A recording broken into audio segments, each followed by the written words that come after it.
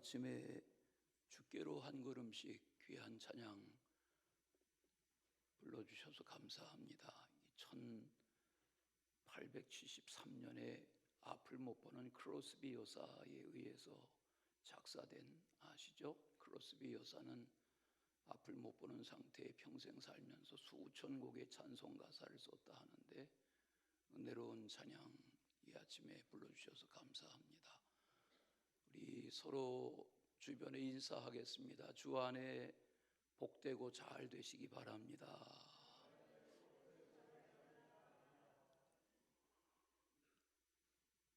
기나긴 인류 역사 중에서 가장 복된 사람 중에 하나가 성경의 기록자가 되었다는 것일 것입니다. 오늘 마가복음의 기록자인 마가가 그런 사람 중에 한 사람입니다. 마가는 성령 강림의 현장이었던 예루살렘 마가 다락방의 주인의 아들입니다. 그는 부유한 유대인 가정에서 태어났습니다. 사도행전을 읽다 보면 12장 12절에 헤롯에 의해서 옥에 갇힌 베드로가 풀려나기를 기도하던 가운데 하나님의 감동으로, 하나님의 계입으로 베드로가 풀려나는 기적을 보게 됩니다. 그를 위해서 기도하는 무리들이 모여있던 곳을 찾아가는데 그것이 바로 마가라 하는 요한의 어머니 마리아의 집이다. 이 마가라 하는 요한, 이렇게 마가를 마가라고도 하고 요한이라고도 하는 이의 어머니의 집이다. 지금도 성지순례 가면 2층으로 되어 있는 돌집이 있는데 120명 모여서 기도했었다는 성령 강림의 그 현장을 답사하게 합니다. 대개 2000년 전에 허름한 단층집이었을 텐데 2층 집이었고 큰 집이었고 다락에 120명이 모일 정도였으니까 부잣집이었습니다. 남편 이야기, 마가의 아버지 이야기가 전혀 나오지 않는 것을 봐서 이 마가의 어머니는 일찍 홀로 되셨던 것 같습니다. 경제력이 있는 유대인 가정에 이 가정을, 공간을 성령 강림의 현장으로 내어주었고 초대교회 역사에 기회 있을 때마다 성도들이 모여 예배하는 기도처로 구별받았던 것을 압니다. 이 마가복음은 사복음서 가운데 가장 먼저 쓰여진 복음서입니다. 마가는 바나바의 생질이기도 합니다. 사도행전을 읽다 보면 12장에 바나바가 마가를 데리고 바울과 함께 선교 여정에 나서는 내용을 접하게 됩니다. 사도행전 13장에서는 안디옥 교회의 파송을 받은 바나바와 바울이 1차 선교 여정에 나서는 내용도 접할 수 있습니다. 그때 이 마가를 같이 대동했던 사실도 성경은 꼼꼼하게 역사의 기록으로 남겨주고 있습니다. 그러나 중간에 이 마가가 선교 현장의 어려움을 참지 못해서 젊은 마가가 예루살렘으로 돌아가 버린 일이 있었습니다.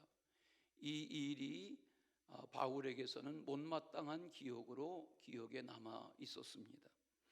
그 후유증으로 바울이 2차 선교 여행을 떠날 때 바나바는 마가를 데리고 가자 바울은 안 된다, 자격 미달이다, 이렇게 여겨서 바나바와 바울이 갈라섰습니다. 다투고 갈라서고 바나바는 마가를 데리고 선교 여정을 떠나고 바울은 신라와 함께 2차 선교 여정을 나섰던 역사의 현장을 우리가 압니다. 그리고 12년 세월이 흘렀습니다. 그 후에 바울이 로마의 감옥에 갇혀 있는데 거기에서 마가의 도움을 받습니다. 마가가 정성을 다하여 바울을 섬깁니다. 이 말은 이미 세월이 지나오는 동안에 바울도 마가를 용서했고 마가는 성숙해져 있었다는 사실을 알게 됩니다. 사도 바울은 디모데 후서를 쓰면서 4장 11절에 마가에 대하여 마가는 나의 일에 유익한 자다, 이렇게 말하는 것을 봅니다. 또 베드로도 베드로전서 5장 13절에서 마가의 이름을 거론하면서 내 아들 마가라, 이렇게까지 표현한 것을 볼 수 있습니다. 마가는 나중에 이처럼 초대교회의 중요한 인물로 성장했습니다. 지금 우리의 현장도 마찬가지입니다. 저렇게 신앙생활해서 되겠어? 라는 이들이 세월과 함께 깎아지고 다듬어지고 은혜를 알아서 교회 역사의 주인공으로 변모되는 경우를 얼마든지 지켜볼 수 있습니다. 마가는 누구에게나 유익한 사람, 성령의 사람, 말씀의 사람으로 변화되어 있었습니다. 나중에 기록된 마태복음이나 누가복음의 기록의 많은 양들이 다 이 마가복음에 근거한 옮겨쓰기의 기록이었던 것을 보면 마가복음은 복음서 중의 복음이라 아니할 수 없습니다. 베드로 곁에서 아들처럼 사랑을 받으면서 베드로가 경험했던 복음, 베드로가 만났던 예수님, 베드로가 체험했던 기사와 이적, 베드로가 들었던 하나님의 나라의 말씀을 전해 들었던 마가는 성령의 감동으로 복음서의 기록자의 반열에 오르는 존귀한 시대적인 인물이 되었습니다. 마가는 오늘 마가복음을 펼쳐가지고 계시면 1장 1절에 이렇게 성경을 시작합니다. 하나님의 아들 예수 그리스도의 복음의 시작이라. 짧고 명쾌한 내용으로 복음서를 시작하고 있습니다. 오늘 읽은 본문에 보면 예수께서 세례 요한의 주목을 받으며 그에게 세례를 받으시고 광야에서 40일간 금식하신 후에 갈릴리에 가서 복음을 전파하기 시작하셨다 하는 내용이 오늘 말씀의 서막입니다. 갈릴리는 역사적으로 이방의 침략이 반복되었던 곳입니다. 헬라의 영향뿐만 아니라 거슬러 올라가면 아수르의 지배, 바벨론의 지배, 페르시아의 지배 속에 오래도록 이방의 영향을 받았던, 그래서 혼합 종교가 지배하고 우상 숭배가 심각하던 땅이 갈릴리였습니다. 오늘 말씀의 14절에 보면 세례 요한이 잡힌 후에라고 했는데 이 말은 세례 요한의 시대가 끝났다는 것을 말합니다. 그 후에 예수께서 갈릴리에 가셨습니다. 그리고 거기서 하나님의 복음을 전하기 시작합니다. 하나님의 복음이란 말은 하나님께서 아들 예수 그리스도를 통해서 하신 일이 무엇인지를 깨닫는 것이 하나님의 복음입니다. 냉대받고 비천하게 취급받고 조롱받던 이들이 살던 땅이 갈릴리였다면 하나님의 아들은 그 갈릴리에 가셔서 하나님의 복음을 전파하기 시작하셨습니다. 오늘 그 내용을 살펴보시는 중에 은혜가 되시기를 바랍니다. 첫째는 때가 찼고 하나님의 나라가 가까이 왔음을 알라고 가르쳐 주십니다. 예수님이 말씀하신 첫 내용은 때가 찼다는 것입니다. 또 하나님의 나라가 가까이 왔다는 것입니다. 여기 때가 찼다는 말은, 여기 때라는 말이 헬라 사람들이 사용하는 이 때, 시간의 두 단어, 크로노스와 카이로스라는 두 단어 중에 여기서 말하는 때는 카이로스라는 단어입니다. 인류가 최초로 유인 우주선을 달에 착륙시킨 것은 1969년 7월 20일입니다.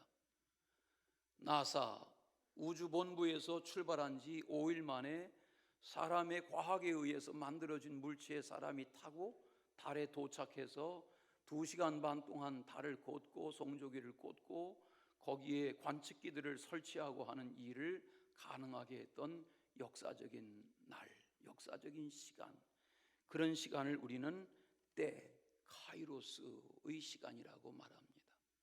국가적으로 하면 우리나라가 해방을 겪었던 날, 6.25가 시작된 날, 나라가 건국된 날, 나 개인으로 말하면 내가 이 땅에 부모를 통해서 생명이 탄생한 날, 혹은 아들, 딸을 낳았던 날, 혹은 결혼한 날, 내게 죽음이 다가온 그 날, 이런 날들이 여기 성경이 말하는 때라는 카이로스의 시간입니다. 하나님의 아들인 예수 그리스도가 이 땅에 오신 것을 기념하는 그날, 이제 성탄의 흔적을 다 거두었습니다마는 성탄이라는 것이 하나님께서 예언자들을 통해서 말씀하신 그 때가 차서 사람의 몸을 입고 하나님이 이 땅에 하나님의 아들을 보내신 그 날, 이것이 역사적인 때입니다. 성경은 철저히 때를 말합니다. 예수님은 어느 날 우연히 이 땅에 보냄받은 것이 아니라 시간과 역사와 때의 주인이신 하나님의 경륜, 섭리 가운데 보냄받은 구주이십니다. 선지자 예사야를 통해서 예언하신 대로 하나님의 때에 하나님의 방법으로 이 땅에 예수 그리스도를 보내셨습니다. 하나님이 예수 그리스도를 보내심으로 이루실 일이 무엇인지 하나님은 이미 작정하고 계셨습니다. 장차 십자가의 고난을 받으실 때, 죄사함이 이루어지는 때, 인류를 구원하시는 때, 이 모든 때가 찼다는 것입니다. 오늘 예수님이 갈릴리에서 말씀을 전하신 첫 말씀은 때가 찼다 하는 말씀이셨습니다. 그리고 연이어하신 말씀이 하나님의 나라가 가까이 왔다 하는 가르침이었습니다. 하나님의 나라 혹은 천국이라는 것은 이 세상 나라와 분명히 구별되는 것입니다. 하나님의 나라는 하나님의 영원하신 통치 아래 있는 나라입니다. 하나님의 나라는 에덴 동산의 회복을 말씀하는 것입니다. 우리는 무슨 베델 성경 공부, 크로스웨이 성경 공부, 이런 과거의 성경 공부의 자료로 등장하던 많은 그림 중에 새하늘과 새 땅이라는 요한계시록의 이 회복의 나라는 하나님의 원창조인 에덴의 창조의 회복이다 하는 수평선상에 놓여진 이 회복에 대한 그림을 수없이 접했던 때가 있습니다. 하나님의 나라의 회복이라는 것은 창세기의 시작인 하나님께서 우주 만물을 창조하신 그 중심에 사람을 지으시고 하나님의 형상대로 지음받은 사람의 곁에 하나님이 함께 거하시며 하나님이 함께해 거니시는 동산, 그 에덴이 오늘 성경이 말하는 하나님의 나라의 회복입니다. 하나님은 택하시고 부르신 인간을 통해서 하나님의 구원을 이루시려는 노력을 계속해 왔습니다. 그래서 하나님은 언약하시고 율법을 제정하시고 계명을 주셔서 제사의 방법으로 회복을 기대하셨지만 온전한 하나님의 사람으로의 회복이 불가능한 것을 아셨습니다. 그리고 하나님이 정하신 때에 하나님이 직접 인간의 몸을 입고 이 땅에 오셔서 하나님의 완전한 나라의 구원의 때를 이루신 것입니다. 죄와 허물이 많은 인간은 하나님을 가까이 하기보다는 세상을 더 짝하며 살아가는 것이 오히려 정상적인 것 같이 사는 이 세상에 하나님이 오셔서 하나님의 때를 정하시고 하나님의 나라의 완성을 선포하신 것입니다. 하나님은 이 땅에 선물로 보내신 아들 예수 그리스도를 통해서 이 일을 완전하고 넉넉하게 영원하게 이루신 것입니다. 예수님이 이 땅에 오시기 전에도 하나님의 나라는 존재했습니다. 우리는 예수님의 구원에 대한 말씀, 천국에 대한 말씀 중에 죽은 나사로가 아브라함의 품에 안기는 이야기를 듣습니다. 비유 가운데. 이처럼 하나님의 나라는 노아의 때에도 있었고 에녹의 때에도 있었고 아브라함의 때에도 있었고 모세의 때에도 다윗의 때에도 있었습니다. 그러면 하나님의 나라가 가까이 왔다는 말씀이 무엇입니까? 이 하나님의 나라의 완성자로 오신 하나님의 아들 예수 그리스도가 지금 이 땅에 오셨다는 선포입니다. 하나님은 예수 그리스도의 재림을 통해서 우주적인 구원을 완성하실 것입니다. 성탄이 때가 찬 하나님의 나라의 시작이라면 승천하신 예수님이 천사장의 호령 나팔 소리 가운데 재림하실 때에 예수 그리스도를 믿는 하나님의 자녀들을 구원하셔서 영원한 하나님의 나라의 백성으로 구별하시는 이 완전한 하나님의 나라의 완성이 이루어질 것입니다.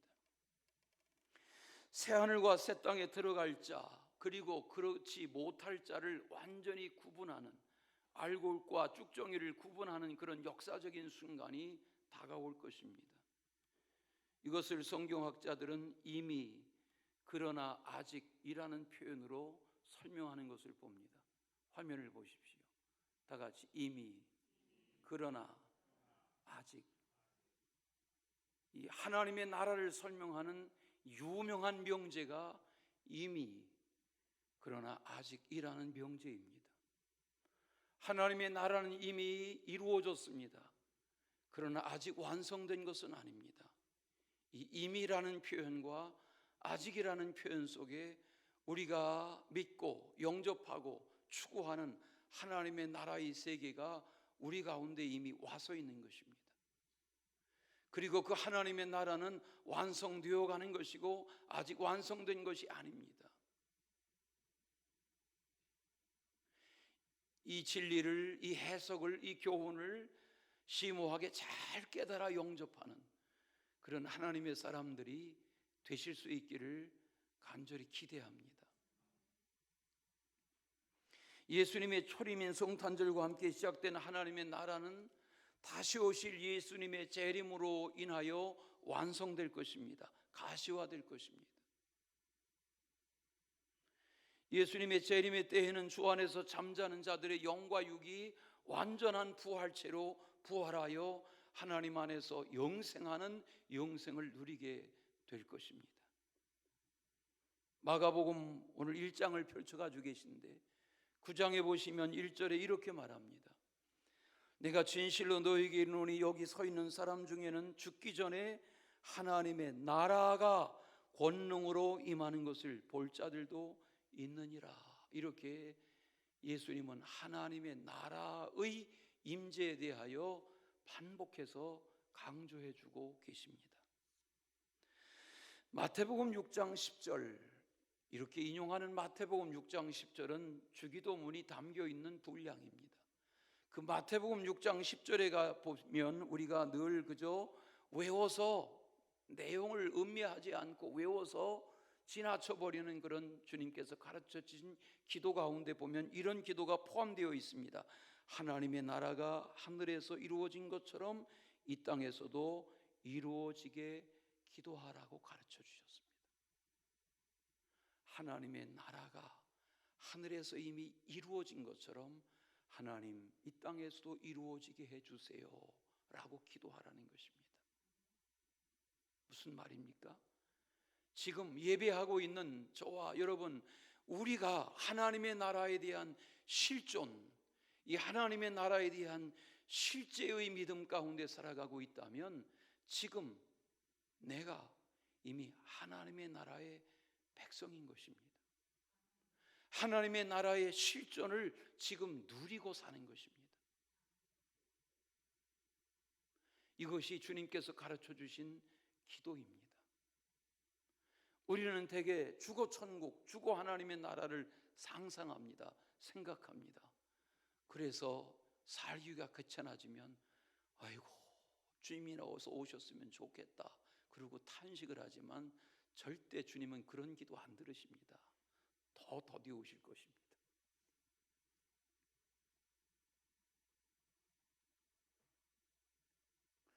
에베소서를 읽다 보면 5장 5절에 사도 바울도 이렇게 말합니다.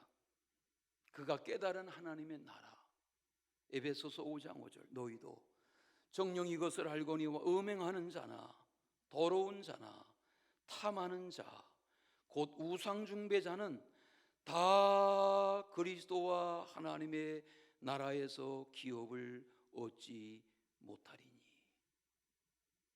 사도 바울도 하나님의 나라의 실존이 어떤 세상인지를 알고 믿었습니다. 그리고 전파했습니다. 그러므로 오늘날 교회는 하나님의 나라의 그림자와 같은 곳입니다. 교회가 하나님의 나라는 아닙니다. 그러나 우리는 교회의 일원, 예수 그리스도를 구주로 믿는 성도인 교회의 일원으로 하나님의 나라가 무엇인지를 체험하며 사는 것입니다. 맛보며 사는 것입니다. 누리며 사는 것입니다. 그러므로 교회는 하나님의 나라의 그림자와 같은 것입니다.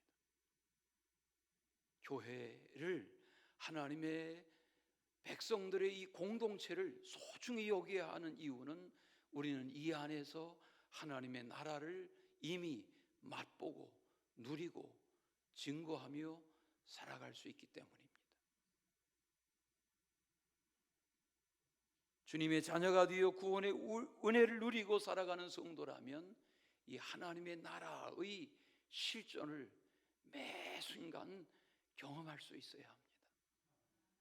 그런 은혜가 함께 하시기를 축원합니다. 두 번째는 회개하고 복음을 믿으라는 말씀을 강조하셨습니다. 그러므로 하나님의 나라가 무엇인지 깨닫고 믿는 하나님의 자녀라면 마땅히 회개하고 복음을 믿는 삶을 살아가야 합니다. 계속해야 합니다. 자, 그러면 회개란 무엇인가? 회개. 오늘 마가복음 1장을 펼쳐가지고 계신데 4절에 보시면 세례 요한은 죄사함을 받게 하는 회개의 세례를 전파했다 그랬습니다. 죄사함을 받게 하는 것이 회개라는 것입니다.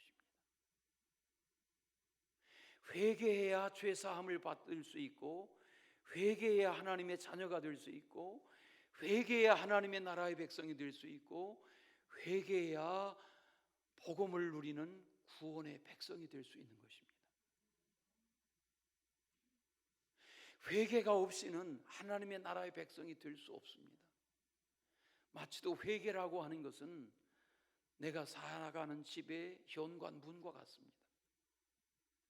최근에도 우리 교우 중에 누가 자신이 사는 아파트의 비번을 잊어버려서 기억이 나지 않아서 1시간 동안 고생했다는 이야기를 들었습니다. 추후에. 그럴 수 있습니다. 내 집이라도 내 문이 잠겨 있으면 여는 방법을 모르면 부수기 전에는 들어갈 수가 없습니다. 그런데 부수고 들어가는 것은 내 집이 아닙니다. 강도가 하는 짓입니다. 내 집, 하나님의 집에 들어가려면 회개의 문이 열려야 합니다. 그래야 하나님의 나라의 백성이 될 수 있습니다. 그 회개의 문을 여는 방법이 뭐냐? 죄사함입니다. 죄사함이 없이는, 회개가 없이는 복음도 할 수 없고 하나님의 나라의 백성이 될 수도 없습니다. 그래서 주님은 말씀하셨습니다. 회개하고 복음을 믿으라 하는 것입니다. 자, 그러면 복음이 무엇입니까? 다시 마가복음 1장 1절. 하나님의 아들 예수 그리스도의 복음의 시작이라는 말은 예수 그리스도가 복음입니다. 예수 그리스도가 누구신지, 하나님과 예수 그리스도가 누구신지를 알고 깨닫고 믿는 것이 복음입니다. 복음이란 좋은 소식, 굿뉴스. 무엇이 좋은 소식입니까? 무엇이 복음입니까? 하나님의 아들이 내 죄를 사하신 사실, 믿음으로 구원받는 사실, 하나님의 나라의 백성이 되는 사실을 믿음으로 받아들이는 것, 영접하는 것이 복음입니다. 그 복음을 주님이 믿으라고 말씀하십니다. 복음을 믿어라. 요한복음 1장 12절에서는 이 문제를 이렇게 요한은 풀어줍니다. 영접하는 자 곧 그 이름을 믿는 자에게는 하나님의 자녀가 되는 권세를 주셨다 그랬습니다.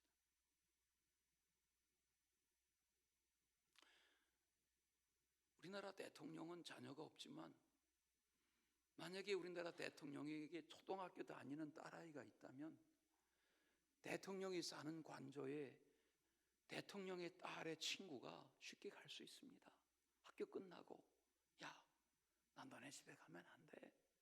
엄마 아빠 허락받아야 되는데 전화해봐. 우리는 대통령 전화번호 모르고 대통령 부인 전화번호 모르지만 대통령의 딸이 있다면 대통령의 딸은 엄마 나 오늘 친구하고 집에 가면 안 돼. 이렇게 하면 대통령의 관저에 대통령의 딸의 친구는 얼마든지 가서 대통령의 가족들이 먹는 음식과 간식을 배 터지게 먹을 수 있습니다. 대통령이 사는 집을 한낮을 누릴 수 있습니다. 천국 생활이 그런 것입니다. 하나님의 나라가 내게 임한다, 하나님의 자녀가 된다, 복음을 안다, 복음을 믿는다 하는 것은 내세적인 것이 아니라 현세적인 것입니다. 제가 늘 비유로 말하지만 같은 평수의 아래 우층 아파트에 살아도 아랫집은 지옥이고 윗집은 천국일 수 있습니다. 복음을 받으면, 복음을 믿으면, 회개하면, 하나님의 나라를 영접하면 이미 하나님의 나라가, 천국이, 천국 백성의 삶이 내게 시작되고 누려지는 것입니다.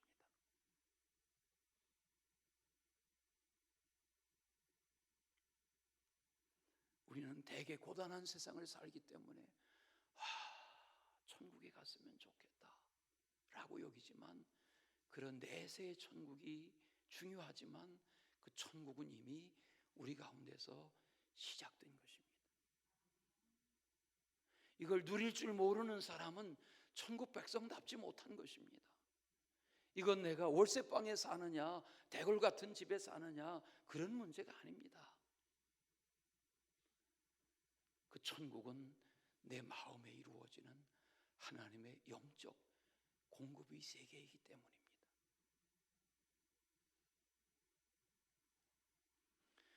하나님을 모르고 예수님을 모르고 사는 세상 사람들은 하나님의 나라에 대한 관심이 없습니다. 제가 집회 다녀와서 금요일 새벽에 말했습니다. 저와 거기 지방 목사님들 여러분에게 점심을 융숭하게 대접해 주신 그 교회 권사님은 홍천 농고를 나오고 거기서 축협 지점장, 축협 협회장을 12년 했다는데 제 나이 또래에 그가 간증했습니다. 목사님, 제가 오늘 목사님들 대접하고 싶어 했던 이유는 최근에 제 고등학교 친구를 만났더니 그 친구도 소를 키우는데 횡성 한우만 유명한 게 아니라 홍천 한우도 엄청 유명한데 소를 키우는데 이런저런 어려움들이 있어서 1,000만 원을 들여서 구술했다는 이야기를 듣고 충격을 받았습니다. 야, 하나님 모르는 사람들은 1,000만 원씩 들여서 구술하고 무당이 갖다 바치는데 내가 하나님 앞에 잘하고 하나님의 사람들 앞에 잘해야지, 그런 마음이 있어서 오늘 제가 대접합니다. 그러면서 홍천 한우를 사주시는데 제가 65년 만에 처음 먹어봤습니다.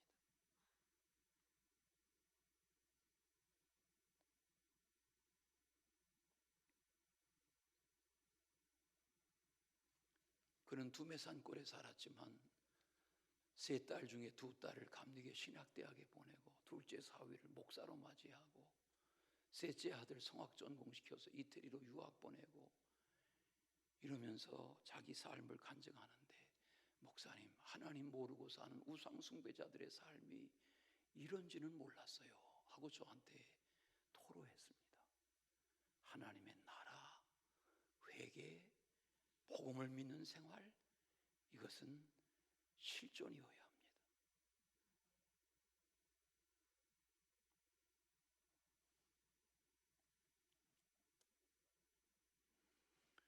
천국은 무슨 천국, 지옥은 무슨 지옥 이러면서 사는 사람들 세상에 얼마든지 많습니다. 여러분 가족에게도 있을 수 있습니다. 여러분이 낳은 자녀인지도 모릅니다. 배우자일 수도 있습니다. 연세 들어가는 부모일 수도 있습니다. 천국은 무슨 천국, 지옥은 무슨 지옥, 그러고 이 세상에서 먹자 마시자 누리자 취하자 그러면서 삽니다. 분명한 것은 타국에 나아갔던 둘째 아들, 아버지의 유산을 받았습니다. 젊었습니다. 혈기왕성합니다. 주색잡기를 즐깁니다. 허랑방탕합니다. 나중 거지가 됩니다. 아버지께 돌아옵니다. 그 이야기의 내용은 무엇입니까? 아버지의 끝없는 사랑과 용서. 세상을 그처럼 살아가는 둘째 아들과 같은 세상의 뭇 인생들의 이야기입니다. 농부가 타작마당에서 알곡과 죽정이를 구별하듯 하나님의 나라, 회개, 이 복음의 실존을 지금 하나님의 아들이 오셔서 선포하는 첫 말씀이 때가 찼다, 하나님의 나라가 가까이 왔다, 회개해야 한다, 복음을 믿어야 한다, 이렇게 말씀하시는 겁니다. 로마서 1장을 읽다 보면 16절에 바울은 이렇게 말합니다. 내가 복음을 부끄러워하지 아니하노니 이 복음은 모든 믿는 자에게 구원을 주시는 하나님의 능력이 됨이라. 복음은 능력이 있습니다. 복음에서 복음에 이르게 하는 하나님의 의가 있습니다. 이 믿음을 가지고 사는 것이 믿음이어야 합니다. 여건이 없이는 상대 국가에 입국할 수 없습니다. 이번에도 몽골 여행단들 이미 티켓팅이 다 끝났는데 여권에 만료기간이 6개월 이상 남지 않으면 여권이 사용될 수도 없습니다. 무슨 얘기를 하려는 것입니까? 내가 왕년에는 예수 좀 믿었는데, 내가 한때는 교회 열심히 했는데, 그런 구닥다리 같은 얘기 하지 마시고 여권의 유효기간이라는 말은 나와 상대국가와의 약속입니다. 하나님과 나와의 복음의 약속, 이 복음에 대한 깨달음이 없이는 하나님의 나라와 나는 상관이 없습니다. 젊은이든 노인이든 어른이든 아이든 이 복음을 실존으로 깨닫는 그런 하나님의 축복이 있기를 축원합니다. 사울은 다메섹 체험 이전까지 하나님을 잘 믿던 율법의 사람이었습니다. 그러나 그는 하나님의 마음에 합당하지 않았습니다. 왜? 하나님이 하신 시대적인 일을 부분적으로만 알았습니다. 하나님이 이 땅에 사람의 몸을 입고 다녀가신 그 이후까지에도 하나님의 아들이신 예수가 누구신지를 몰랐습니다. 그러므로 사울이 믿던 믿음은 부분적인 믿음, 편협적인 믿음, 잘못된 믿음이었습니다. 그걸 깨우치는 순간이 다메섹의 체험의 순간이었습니다. 예수님은 사울의 이름을 부르셨고 강한 빛으로 눈을 가리우셨고 3일 만에 눈을 뜨게 하셨고 아나니아의 손을 얹을 때 성령이 충만하게 하셨습니다. 사울은 변화된 이후에 평생 순교하기까지 복음을 위해서 살았습니다. 예수의 부활, 하나님의 나라의 실존을 전하며 살았습니다. 올 한 해 예배를 소중히 여기며 사는, 교회 생활과 말씀 생활을 소중히 여기며 사는 그런 한 해의 출발이 되시기를 바랍니다. 이미 소환이 지났고 어제 대안도 지났고 2주만 지나면 입춘입니다. 세월은 지나가고 있습니다. 이 시간 앞에 응답하는, 반응하는 그런 성숙한 그리스도인이 되시기를 축원합니다. 세 번째는 사람을 낚는 어부가 되라는 것입니다. 예수님께서는 곧 이어서 베드로와 안드레를 제자로 부르셨습니다.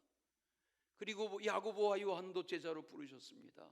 아시죠? 예수님의 12명의 제자 중에 7명의 제자가 이 갈릴리 주변에서 물고기를 잡는 것을 직업으로 삼던 어부들입니다.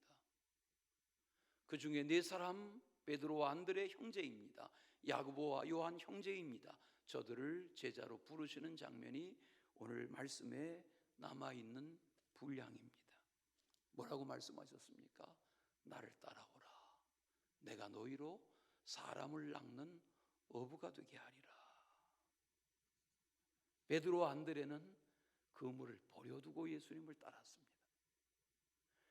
야고보와 요한은 거기 세베대, 자기 아버지 세베대와 뱃일하던 품꾼들을 버려두고 예수님을 따라 나섰습니다.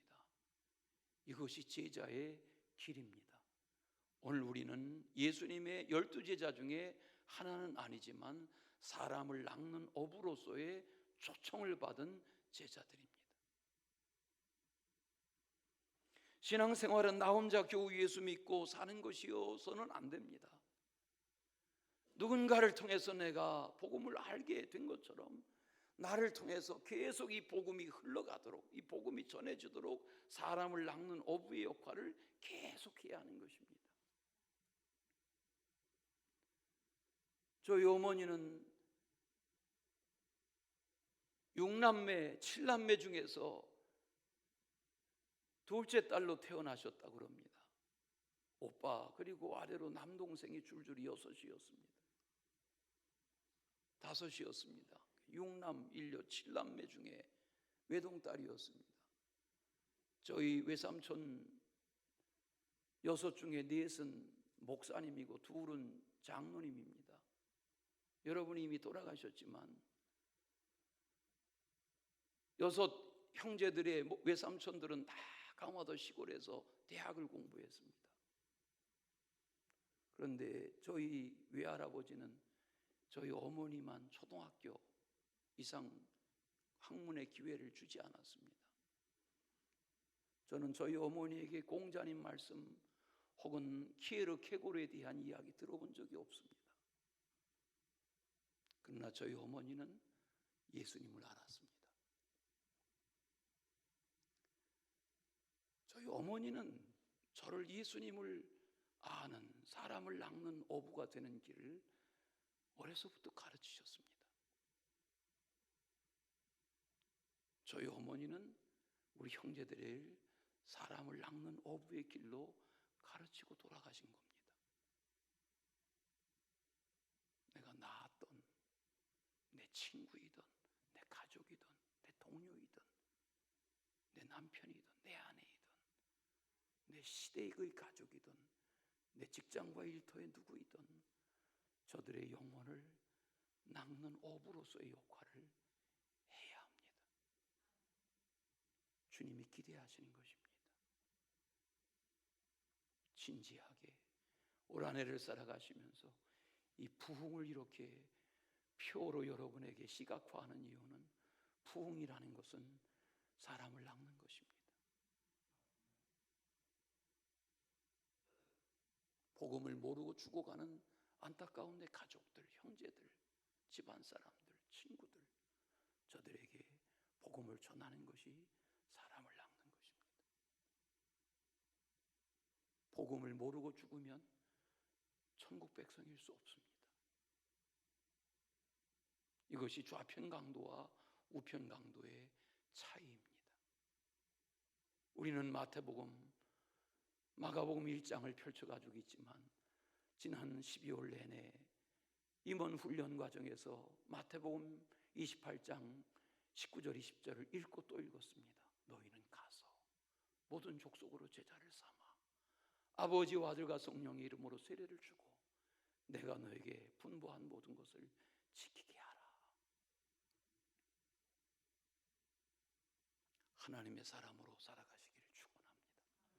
사랑의 주 하나님 아버지, 맞이한 새해 이렇게 첫 달이 많은 시간들이 흘러가고 있습니다. 오늘도 주일을 맞아 예배합니다.